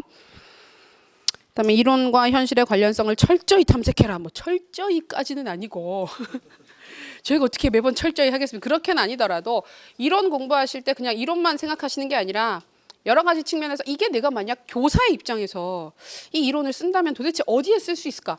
답이 안 나오더라도 한 번 정도는 꼭 생각을 해보세요. 개인적으로 공부를 하시면서도 생각을 해보시고 그다음에 혹은 TV에서 이런 교육적 이슈 무슨 학교에서 무슨 폭력 관련된 오늘 아침에도 교육 관련된 이슈가 뭐가 나왔느냐 하면 보신 분도 있으시겠지만 그 학교에서 징계를 내렸을 때 학생들한테 징계를 내렸을 때 거기에 대해서 소송을 하는 경우가 되게 많이 늘었다 그러더라고요. 이게 생활 기록부에 정확하게 그 기록을 남기기로 한 이후부터 반성문 쓰는 거 같은 거 있죠. 친구한테 서면으로 사과하고 반성문 쓰고 봉사활동 몇 시간 하는 거 정도의 처분이 내려져도 그 소송을 건대요. 부모들이. 좀 그렇죠. 서면 사과, 대면 사과도 아니고 반성문 써서 보내는 건데도 이게 기록에 남으니까 이후 진학이라든지 그런데 불이익을 받을까봐 일단 소송을 하고 본대요. 그것도 좀 문제죠. 교육적인 장면에서 학생과 학생이 소송으로 엮이고 학교와 학생이 소송으로 엮이는 문제이다 보니까 그런 문제들이 뭐 반복되게 된다고 하면 이제 이런 문제는 도대체 어떻게 해결하는 것이 좋을까? 뭐 행정이라는 측면이라든지 아니면 교육 상담, 생활 지도 부분을 어떻게 접근을 할 수 있을 것인지 혹은 그런 상황을 대처하는 교사들의 교육 철학적 배경은 어떤 것이 되어야 될 것인지 답은 안 나오더라도 그런 측면에서 한두 번 생각을 해보시게 되면 이 그 공부를 하시는 시각이라든지 관점 자체가 좀 달라지기 때문에 조금 더 쉽게 하실 수 있어요. 그래서 그 포털 같은 데서 기사 검색하실 때 너무 그죠? 그 우리가 좋아하는 그런 연예인 기사 뭐 이런 거 위주로 보시면 스포츠 기사 이런 거 위주로 보지 마시고 사회 쪽에 보시면 교육 관련된 것들이 꾸준히 올라오거든요. 그 중에서 탑에 올라와 있다, 메인에 있다 그러면 조금 다들 관심 있어 하는 주제이기 때문에 한두 번씩은 꼭 한번 보시기 바랍니다. 다음에 보시면 교육학 논술 예시 문제라고 해서 지금 약수령 참고 문제라고 해서 5급 행정관 선발 시험 문제 쭉 정리해 놓은 게 있어요. 12년도부터 쭉 있는데 저희가 실제로 수업할 때도 이런 부분들은 다루게 됩니다. 특히 5월 반부터 해서는 이거 되게 열심히 다루게 되는데 5급 시험 문제는 왜 우리가 5급 시험 문제를 보냐고 생각하실 수도 있겠지만 그 예전부터 객관식 때도 5급에서 그러니까 한 번도 그 중등 교육학에서 다루지 않았던 영역인데 5급 시험에서 나왔다. 그럼 한 1년, 2년 후에 그 영역이 다시 문제로 나왔어요. 영역 자체는. 그러니까 문제는 똑같이 나오지 않는다고 할지라도 영역 자체는 반복되는 모습을 보였어요. 근데 왜냐하면 5급 시험 같은 경우에 서술형 시험이에요. 기본적으로. 그러니까 이게 2차 시험이기 때문에 1차에서 적성검사 같은 거에서 쭉 거른 다음에 그 자기가 담당하게 된 직렬 있잖아요. 직무 계열에 따라서 선택 과목을 정한 다음에 그걸 시험을 보는 거예요. 그래서 교육학 같은 경우에도 보면 교육학 영역이 있고 그다음에 세부 영역으로 한 3-4가지 정도 추가 선택 과목이 있거든요. 그중에서 선택을 해서 과목을 그 시험을 보게 되는 건데 문제가 서술형으로 나와 있고 그러다 보니까 그 여기 나와 있는 문제 요약 자체가 진짜 실제로 물어보는 문제들을 요약을 해놓은 거예요. 그 여기에 대해서 서술을 하는 거죠. 그래서 보통 문제 난이도가 대학원에서 석사나 박사 과정의 입학 시험 난이도 정도에 해당하거나 아니면 정말 그 대학원 그러니까 학부 수준은 아니고요. 학부에서 물어보는 수준보다는 약간 넘어서요. 그래서 대학원 수준에서 중간 기말고사에서 서술을 하게끔 하거나 일부는 뭐 논문 자격 시험에서도 물어볼 법한 전공 영역 문제까지도 들어가요. 제법 세부적이고 전문적으로 확인하는 문제들이 많습니다. 그래서 그런 문제들인데 그러니까 이게 왜 중요하냐면 아까도 얘기했던 것처럼 영향을 받는다 그랬잖아요. 이전에 객관식 때도 그 5급에 나왔던 문제 영역들이 1, 2년 지나면 우리 문제 활용돼서 나왔던 적이 있었고 그래서 서로 영향을 주고받는데 그 이전에 이번에 우리 시험이 서술형 논술로 바뀌고 나서는 거기서도 우리 문제를 봐요. 여기서도 봐요. 그래서 처음으로 저희가 그 국립특수교육원에서 냈던 문제 있었거든요. 그 심리와 관련된 DIQ 지수 관련된 문제였는데 그 문제가 나오고 나서 그 다음 해에 그 5급 문제를 보게 되면 거의 똑같은 형식의 문제가 반복돼서 한번 나왔어요. 그러니까 그게 서로 보는 거예요. 서로 참고할 만한 서술형 문제가 없기 때문에.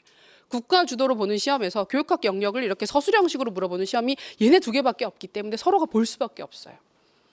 그래서 조금 난이도가 좀 높은 편이긴 한데 이런 영역들을 서술형 문제로 내기 위해서는 많이 활용을 하는구나 그런 부분들 보실 수 있어요. 그래서 저희가 앞으로도 기본 문제라든지 기출 문제 정리하는 단계에서는 5급 문제들을 주로 다루게 될 겁니다. 정리를 하고 넘어가시게 되는 거죠. 그리고 3, 4월 수업 중에서도 지금 최근에 나왔던 5급 문제들 같은 경우에는 틈틈이 해결을 할 거예요. 오늘 과제로도 하나 나가게 됩니다. 두근두근 하시죠? 과제, 웬 과제?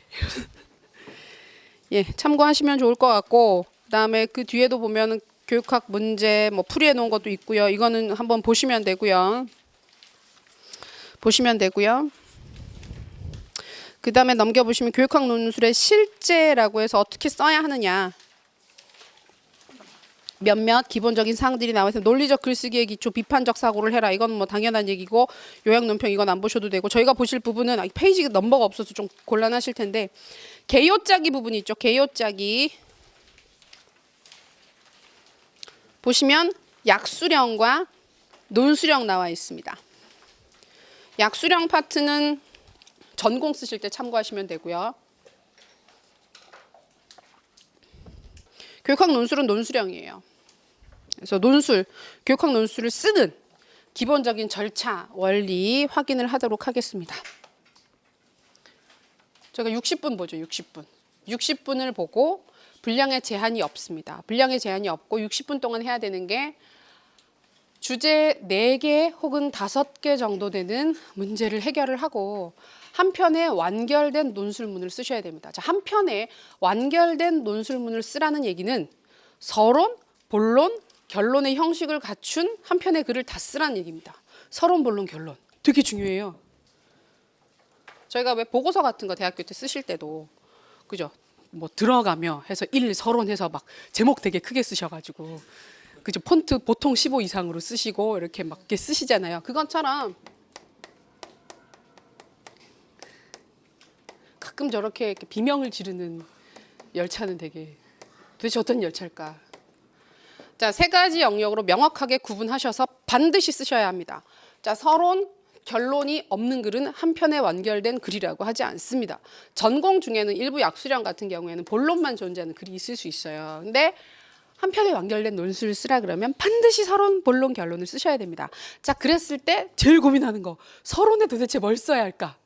결론에 도대체 뭘 써야 할까? 우리 학교에서 보고서 쓰실 때도 그죠? 서론 쓸 때가 제일 힘들죠. 첫 문장 안 써져서 백지 앞에 놓고 이렇게 막 1시간씩 고민을 하다가 적절한 문장을 보고 찾게 되면 막 그걸 옮겨 쓰면서 시작을 하시게 되는데 똑같이 서론을 되게 많이 힘들어 하세요. 게다가 시간이 한정돼 있잖아요. 60분이기 때문에. 이게 의외로 안 깁니다. 실제로 써보시면 짧습니다. 그래서 짧은 시간이라서 그 짧은 시간 안에 완성도 있는 글을 쓰기 위해서 서론을 어떻게 도입을 해야 될까, 결론을 어떻게 마무리를 해야 될까 고민을 되게 많이 하시는데 잊지 말으셔야 하는 게 서론의 존재 이유, 서론이 있는 이유는 문제를 제기하기 위해서입니다. 앞으로 이런 이야기를 할 겁니다. 를 알려주는 게 서론이 해야 되는 가장 핵심적인 역할이에요. 주제를 한정해 주는 거예요. 그러니까 아무거나 내가 오늘 뭐 이 시간에 교육과 관련된 모든 이야기를 하겠다. 우리나라 교육의 모든 문제를 해결하겠다. 이런 게 아니라 어떤 영역과 관련된 부분들을 어떻게 논의를 하겠다라고 하는 걸 한정 지어주는 거가 제일 중요하거든요. 그러기 위해서는 문제에서 물어보는 4가지 혹은 5가지의 주제 영역 자체를 명확하게 제시를 하고 그걸 어떻게 다루게 될지에 대해서 분명하게 서술을 해주시는 게 문제 제기의 가장 핵심적인 역할이 됩니다. 그러니까 문제를 있는 그대로 제시를 하란 얘기예요. 서론 쓸 때 막 그런 경우 있잖아요. 첫 문장 이거는 뭐 취향에 따라서 달라질 수가 있긴 한데 첫 문장을 되게 멋진 문장. 그리고 이제 누가 뭐 아리스토텔레스는 인간은 사회적 동물이라고 얘기를 했다라든지 그 교사는 그런 뭐지 교육은 절대 교사의 수준을 넘어설 수 없다 뭐 이런 문장 있잖아요.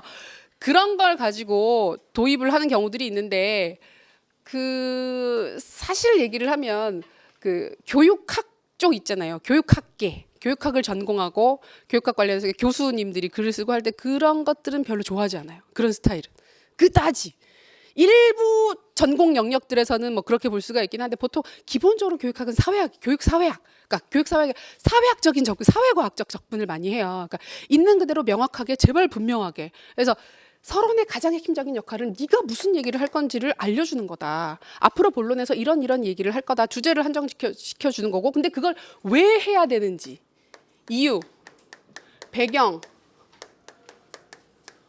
근거를 추가적으로 제시를 해줄 수는 있다. 그러니까 뭐 A랑 B라고 하는 주제를 두 가지를 얘기를 한다 그러면 A는 최근에 어떻게 중요하고 A가 교육에 있어서 어떤 의미를 가지고 B는 또 어떤 점에서 중요하고 어떤 가치를 가지고를 얘기를 하는 게 배경과 근거가 되는 거죠. 그리고 A와 B를 어떻게 논의를 하겠다. 혹은 A와 B에 대해서 논의를 하는 것이 큰 의미가 있다.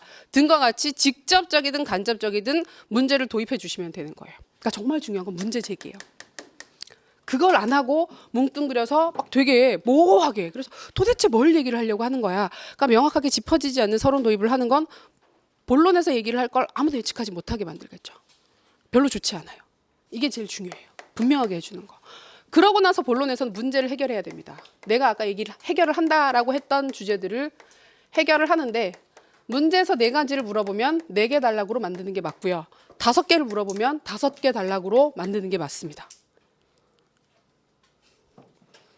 내가 문제를 봤더니 하나, 둘, 셋, 4개 중에서 두 번째랑 4번째 주제가 상관이 있는 것 같으니까 이 2개를 합쳐서 논의를 해야지.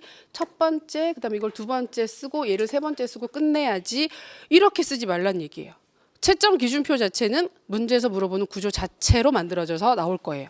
그럼 채점자들이 그걸 보고 채점을 하겠죠. 근데 2개가 섞여 있어. 찾을 수도 있고 못 찾을 수도 있어요. 어떤 경우에는 아예 하나를 안 썼다고 볼 수도 있어요. 그러니까 그런 경우.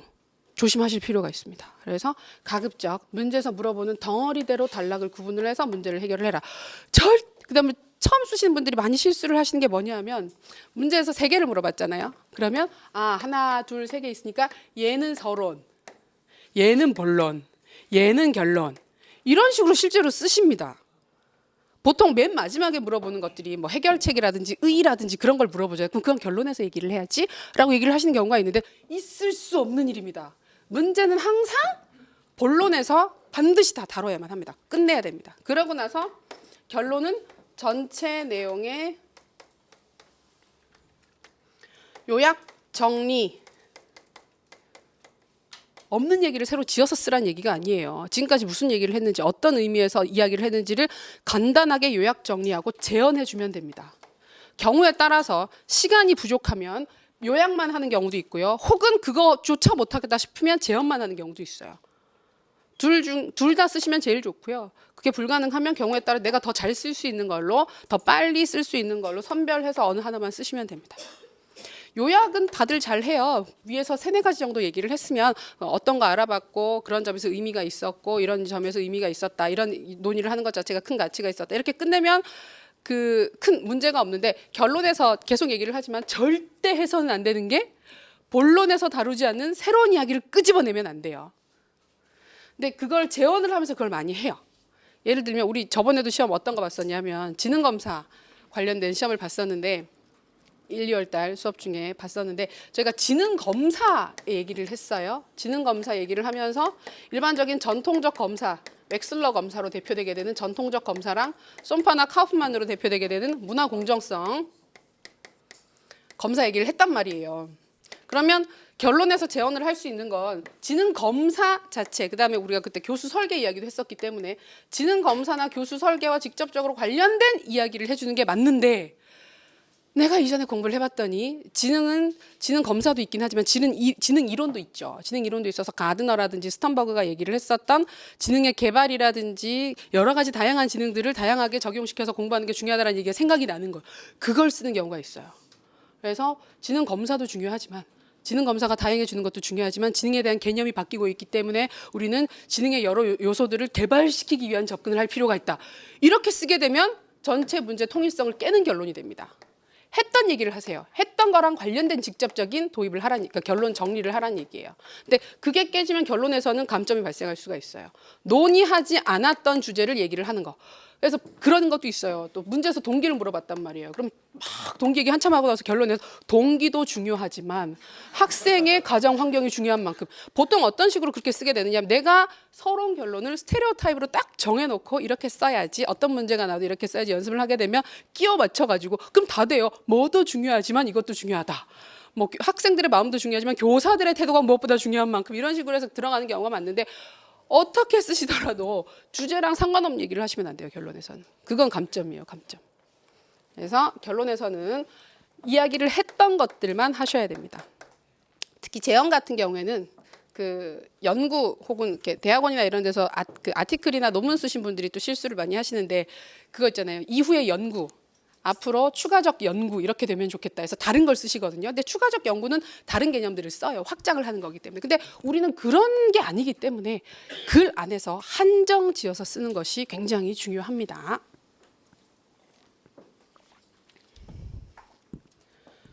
자, 이런 구조를 가지고 쓰시게 되고요. 시간 배분이 중요합니다. 60분. 자, 60분을 다 쓸 생각은 하지 마시고요. 연습하실 때 50분에서 55분으로 맞추시는 게 맞아요. 55분 정도로 맞추시는 게 가장 적절한 시간 배분입니다. 작년 시험 같은 경우에도 시험 문제 받고 나서 그 가만히 보고 있다가 벌떡 일어나서 나가는 사람도 있었고 주변에서 그죠, 시험 치다가 못 보겠네 이러면서 나가는 사람도 있고 해서 실제로 시험을 보러 가게 되면 옆에 누가 앉을지 몰라요. 주변에 있는 사람들이. 이상한 사람이 앉을 수도 있어요. 그래서 막 내가 되게 고민하고 있는데 앞에서 이상한 소리를 내는 사람이 있을 수도 있고 뛰쳐나가는 사람이 있을 수도 있고 굉장히 빨리 쓰고 나간 사람도 있을 수가 있고 막 그렇기 때문에 내가 그죠. 그래서 60분을 그다음에 내가 답안지 교체할 수도 있죠. 그 최악의 있어서는 안 되는 그 답안지 교체 시점 같은 경우에도 20분을 넘으면 교체 안 하는 게 맞습니다. 그죠? 전체 시간 중에서 20분이 지났다 교체 안 하는 게 끝까지 못 씁니다. 실제로 그렇게 되면. 그래서 그런 것들을 고려를 했을 때 55분 정도를 잡고 쓰시는 게 맞고요. 그래서 크게 보면 문제 분석을 하고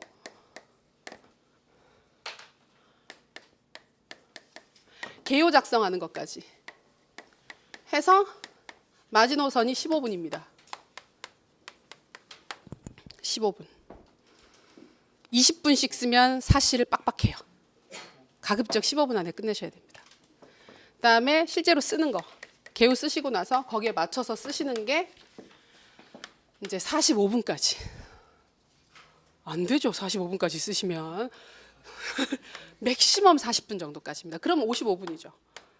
쓰죠. 근데 실제로 그래서 한 35분에서 40분 사이로 쓰시고 요게 이제 증감을 하게 되면서 맞춰주시면 되는 거고요. 퇴고는 하셔야 됩니다. 퇴고는 2분 정도라도 꼭 하세요. 5분까지 하면 좋긴 한데 최소 2분 정도는 확보를 하실 수 있어야 됩니다. 막 그때 막 끝까지 써서 막 내게 되면 보통은 급하게 쓰시기 때문에 비문이 한두 개 정도는 끼어 있을 수 있어요. 그럼 기계적으로 감점되는 게 약 1점 정도 추가로 감점이 될 수가 있기 때문에 되게 아깝죠. 다 잘 썼는데 비문이라든지 맞춤법이라든지 혹은 내가 잘못 쓴 글씨 때문에 감점이 발생하게 된다. 그럼 되게 아쉬운 부분이죠. 시간은 이런 식으로 배점을 하셔서 연습을 하시는 게 시간은 배분을 하셔서 연습을 하시는 게 맞고요. 근데 이제 그 저희가 개요 작성을 할 때 이제 선생님들이 보통 스타일이 있어요. 개요를 절대 안 쓰시는 분도 있어요. 나는 굉장히 즉흥적인 사람이다. 그래서 뭐 개요 쓰고 이런 건 되게 불필요해. 그래서 바로 쓰시는 경우가 있긴 한데 잘 쓰시면 괜찮은데요. 중간에 틀렸음을 깨달았을 때 돌이킬 수가 없다라는 큰 단점이 있어요. 아까 그랬잖아요. 20분 넘어서 답안지를 바꾸는 건 안 하는 게 맞아요. 줄을 다 긋고 새로 쓰세요. 차라리 내 답안지. 그러니까 원래 원칙적으로 저희가 답안지 교환이 1대1 교환이잖아요. 그래서 내 걸 내고 새 걸 받아서 쓰는 거예요. 가끔 그렇게 안 하는 경우가 있긴 있어요. 그 감독관 분이 사람이 되게 좋으셔서 제가 이거 보고 써서 나중에 같이 제출을 하겠다. 그러면 왜 그 내가 썼던 원 답안지랑 새로 받은 답안지를 놓고 이렇게 쓰는 경우가 있긴 한데 그건 정말 이렇게 천운을 노려야 하는 거고 보통 교환을 한단 말이에요. 그럼 새로 쓰는 거예요. 새로 쓴 상황인데 40분 남은 상태에서 그걸 하려고 그러면 압박이 너무 심해요. 그래서 그런 경우에는 답안지 안 바꾸시는 게 맞고요. 다 긋고 그 밑에다 이어서 쓰시는 게 맞습니다. 수정을 많이 하는 건 감점이 되지 않아요. 수정을 더럽게 하면 감점을 할 수는 있겠지만 깨끗하게 하는 거는 크게 문제가 되지 않아요. 자대고 수정하는 거, 그죠? 보통 저희가 그 기본 수정 자체가 원고지 교정 부호보다는 두 줄 긋고 새로 쓰는 걸 거기서 얘기를 하고 있거든요. 그러면 그 두 줄을 긋을 때 자를 대고 그으시라는 거예요. 작은 자를 가지고 가서 딱딱 대고, 특히 글씨가 안 좋으신 분들은 꼭 자를 대고 쓰셔야 됩니다. 그렇기 때문에 이 개요 작성은 좀 스타일이 갈리긴 하는데 하는 게 좋아요. 지금 개요 작성하는 게 난 손에 안 붙는다, 연습이 안 된다 그러시면 지금부터 연습을 하셔야 돼요. 개요는 쓰시는 게 맞아요. 그래서 내가 쓰고자 하는 내용들을 구조화해서 쓰셔야 됩니다. 개요 쓰라 그랬더니 문제 옆에다가 막 빼가지고 이런 거 있잖아요. 이렇게 문제가 있으면 빼서 여기는 이런 식으로 구석 귀퉁이에다가 또 막 써놓고 그런 경우들 있잖아요. 나중에 쓸 때 안 보이죠. 실제로 글 쓸 때 내가 분명히 썼는데 아까 키워드 3개 써놨는데 어딨지? 안 보입니다. 그럴 때는 당황해서. 그래서 되게 어렵기 때문에 가급적이면 서론에 이런 데서 서론에 이런 주제를 쓰겠다. 저희가 보통 그 종이 추가적으로 받잖아요. 거기에다가 이렇게 도식화해서 키워드를 쓰고 이 키워드를 쓰기 위해서 관련된 설명은 이런 키워드를 가지고 해야지 이런 식으로 좀 구조화해서 써주시는 게 좋습니다. 실제로는 개요만 잘 쓰면 돼요. 나머지는 거기에다 살을 조금만 붙여가지고 문장화하는 거기 때문에 그렇게 개요 작성하는데 좀 안 맞으시더라도 하시는 게 맞고, 특히 또 그 경험이 많이 없으신 분들은 개요를 길게 쓰시는 경우가 있어요. 문장 자체를 아예 다 써가지고. 근데 그러면 실제로 2번 쓰는 거거든요. 한 번 거의 제대로 된 글을 쓰고 그걸 수정을 한 다음에 옮겨 적는 걸 하시게 되거든요. 근데 문제 그게 좀 빡빡해요. 그게 실제로 해보니까 문제가 4개, 5개를 지금 써야 되는 상황에는 시간이 너무 빡빡해서 키워드만 쓰고 설명을 못 쓰는 경우들이 흔히 있더라고요. 그래서 글의 완성도를 높이기 위해서는 개조식으로 개요를 쓰시고 그걸 실제로 문장 풀어 쓰시는 걸 한 40분 정도 잡으시고 퇴고를 하시는 게 가장 바람직하더라. 자, 그 구체적인 방식이 문항 분석, 제시문 분석, 전개 순서 결정, 문단 구성, 키워드 결정, 문단 전개 방식 결정 등을 보실 수 있습니다. 다음 페이지 넘겨보시면 방금 저희가 했던 이야기들이 있습니다. 스타일이 다르다. 개조식으로 짜면 실제 글을 쓰는 시간이 오래 걸리고 문장형으로 개요를 짜면 개요는 오래 쓰게 되는데 그 글쓰기 자체는 시간이 줄어들게 된다. 그대로 옮겨 쓰면 되니까. 근데 지금 저희 상황에서는 맞지 않아요. 문제가 3개만 나온다 그러면 이렇게 하셔도 돼요. 다 쓰고 한번 옮겨 적는 게 가능해요. 근데 4개, 5개는 불가능해요. 아주 잘 쓰시는 분들, 이번에 합격하신 분 같은 경우에도 이전에 저희가 연습할 때 봤더니 못해요. 4개 이상이 되니까 2번 쓸 수가 없어요. 물리적으로 불가능한 시간이 나와요. 그렇기 때문에 개조식으로 연습을 하는 게 맞습니다. 그리고 개요 짜는 건 이걸 계속 연습을 하다 보면 실제 논술을 쓰는 거랑 크게 차이가 안 납니다. 내용 자체를 정리를 하는 거기 때문에. 그래서 후반부로 가면 갈수록 개요 짜는 연습 많이 하시는 게 좋습니다. 실제 논술을 쓰는 건 너무 오래 걸리죠. 힘들죠. 되게 지쳐요. 생각보다. 되게 지치는데 개요를 짜는 건 15분 정도 짜는 거기 때문에 시간 자체도 굉장히 부담이 적으면서도 실제 논술 쓰는 거랑 비슷한 효과를 얻을 수가 있기 때문에 실제로 그 주제를 내가 다루는 거기 때문에 그러니까 후반으로 가면 갈수록 다양한 문제들을 실제로 써보기보다는 개요 쓰기를 통해서 구조 자체를 익히고 공부를 하시는 게 좋습니다. 어떻게 준비를 시작할까요? 했잖아요. 그래서 이거는 그냥 읽어보시면 되고요. 제가 지금 추가적으로 말씀드릴 게 제가 논술 쓰기 노트, 짧은 글 쓰기 노트를 1월 달부터 하고 있습니다. 그래서 1월 달부터 저희 강의 수강하셨던 쌤들은 계속 하시면 됩니다. 이어서 하시면 되고 그 구조에 따라서 쌤들의 스케줄에 따라서 2개씩 썼으면 2개씩 쓰시고 하나씩 썼으면 하나씩 쓰시고 뭐 할 거 있으면 추가적으로 하시면 되는 거고 새로 들어오신 쌤들은 마찬가지로 지금 19페이지 프린트아웃 19페이지에 보시면 쓰기 주제가 나갑니다. 쓰기 주제 영역별로 짧은 글 쓰기를 하기 좋은 주제들인데요. 짧은 글 쓰기의 목적은 뭐냐 하면 본론의 한 단락을 연습하시는 거예요. 본론의 한 단락. 논술문을 전체를 다 연습하면 좋은데 시간이 없잖아요. 지금 이 단계에서 매주 글 이렇게 1개, 2개씩 쓰면 시간 너무 많이 걸려요. 내가 머릿속에 정리되는 이론들보다 쓰는 것 자체가 너무 많은 시간이 걸리기 때문에 쓰는 연습도 제대로 되지 않고 이론 정리도 제대로 되지 않는 그런 그 되게 혼란스러운 상태에 빠지게 됩니다. 그래서 중요한 건 결국 우리가 한 단락 한 단락을 써서 4개, 5개를 잘 쓸 수 있으면 되는 거거든요. 그렇기 때문에 본론의 한 단락을 쓰는 연습을 짧은 글쓰기를 통해서 하시는 겁니다. 그래서 노트를 한 권 만드셔서 해당 주에 진도 나가는 데 맞춰서 주에 1개에서 2개 정도씩은 반드시 짧은 글을 쓰고 확인을 하고 내용과 비교를 해서 확인을 하고 친구들과 바꿔서 읽거나 내가 스스로 수정을 해서 다시 써보거나 같은 방식으로 계속 반복적으로 연습을 하시길 바랍니다. 최소 초수시라면 처음 시작하시는 거라면 6월달 정도까지는 하시는 게 맞아요. 이전에 뭐 공부하셨던 쌤들 같은 경우에는 굳이 안 그러셔도 되는데 그래서 한 3, 4월 정도까지만 하시고 끝내셔도 괜찮은데 그렇지 않고 처음 지금 시작하신 쌤들 같은 경우에는 최소 6월 달까지는 주당 1~2개 정도씩 꾸준히 절대 빠지지 않고 계속 가시는 게 되게 중요하거든요. 그렇게 쓰시는 게 도움이 될 겁니다. 그래서 그 쓰기 주제는 지금 드리는 쓰기 주제 예시를 보고 참고해 주시면 좋고 그다음에 1, 2월 달 수업 들으신 쌤들이 있으시잖아요. 여기 있는 거 대부분 다 다루셨죠. 여기 쓰기 주제 있는 거. 대부분 다는 아닐 거예요. 그때 선별해서 지금 쓰라고 했으니까 혹시 못 쓴 것들 있으면 여기서 보셔도 좋고 그거 외에도 저희 정규 수업 시간에 해당 주제들이 계속 나갈 겁니다.